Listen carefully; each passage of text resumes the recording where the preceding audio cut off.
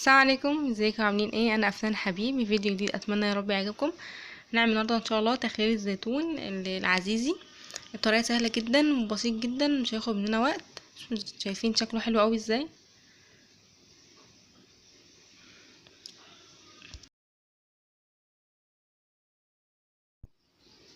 معايا هنا الزيتون، جبته وغسلته كويس جدا وحطيت عليه كيس ملح كده ورشيت عليه كيس ملح ودعكته كويس جدا وسيبته. هسيبه من بالليل تاني يوم الصبح عشان بس ينزل المرارة اللي فيه شويه، مش هنقعه ولا حاجه يومين 3 ولا حاجه، لا هو بس يوم ليله واحده ينزل المرارة اللي فيه. انا هنا عامله كميه كبيره، فانتوا طبعا اللي حابين تعملوا كميه صغيره او كبيره براحتكم خالص. ومعايا هنا فلفل حراق هفرمه زي ما انتوا شايفين. طبعا لو مش عايزينه حامي قوي ممكن تشيلوا البذر اللي فيه. هنا بص، تاني يوم بعد ما عدى الليله، تاني يوم نزل المراره اللي فيه ونزل شويه ميه. هاخده اغسله واشطفه وهعمل اشيل الميه دي خالص، مش عايزاها طبعا. شايفين؟ ومعايا هنا الشتيته طبعا عشان نعبي فيها. وهنا فلفل الاخضر الشتا دي بس مش حامية قوي، هحطها برضو في ما بين الزيتون. هحط بقى في الارض زيتون فلفل اخضر، واحط عليه شوية من الشتيتة الحمراء، واحط عليه شوية من الزيتون. يعني هعمل زي طبقات كده، يعني الشتيتة وفلفل اخضر الحامي ده وزيتون.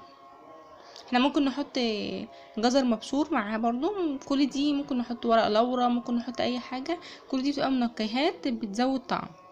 بس انا ما كانش عندي جزر فما عملتش بجزر مبشور، بس لو حطيته جزر مبشور هيدي طعم وهيدي شكل حلو كمان للبرطمان. زي ما انتم شايفين بحط طبقات، شويه من الفلفل وشويه من الدقه من الشطه، شويه من الزيتون. هكمل برضو نفس الرص بتاع البرطمان. انا هنا قلت لكم انا عامله كميه كبيره. ماما ربنا يديها الصحه هي اللي عامله الكميه الكبيره دي، وانا مخليلاها على طريقتها. فانا هنا عامله 8 كيلو او 9 كيلو تقريبا. انتوا ممكن تنصصوا المقدار او الكميه اللي انتوا حابينها.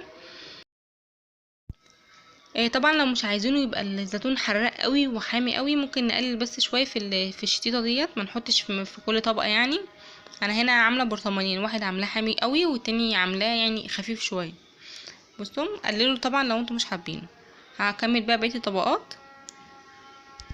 طبعا لما نعمله في البيت بيبقى احلى وانضف من بره بكتير. بيبقى بقى مش خايفين ان يكون في حاجه مش نظيفه او حاجه. انا هنا خلصت الكميه كلها وخلصت البرطمان كله. هحط بقى قرنين فلفل كده على الوش عشان اقفله.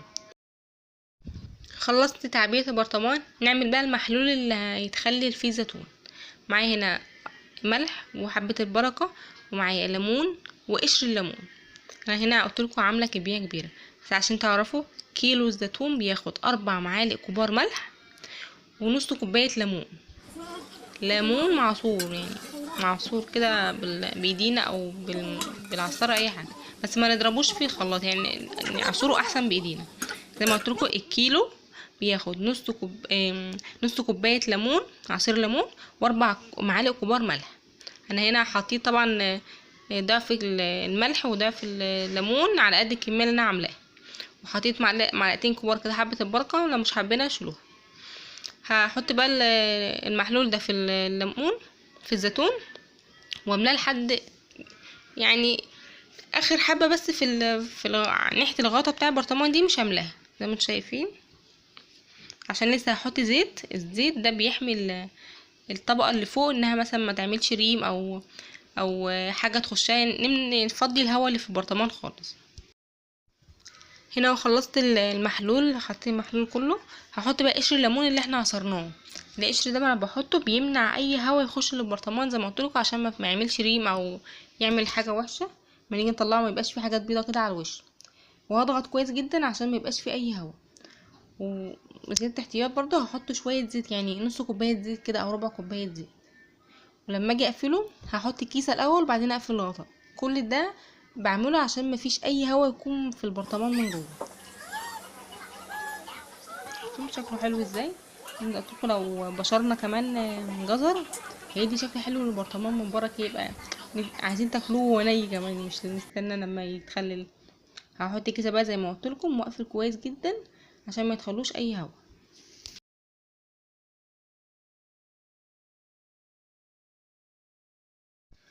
كده خلاص جاهز معايا. زي ما انتم شايفين طريقته سهله جدا، مش معقده ولا حاجه ان احنا نشتريه جاهز، بسيط جدا. انا برضو عملت البرطمان التاني زي ما قلت لكم عشان عامله كميه كبيره. في برطمان منه زي ما قلت لكم برضو.